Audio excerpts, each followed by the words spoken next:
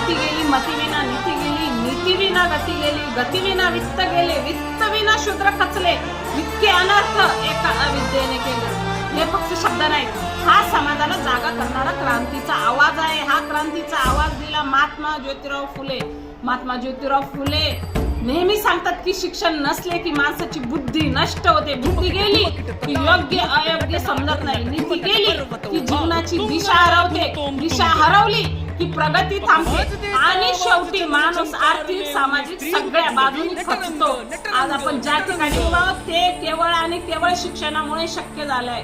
जर सावित्रीबाई फुले आणि क्रांतीसूर्य महात्मा ज्योतिबा फुले यांनी शिक्षणाची क्रांतीच केली नसती तर कदाचित आजही आपण अंधारात असतो.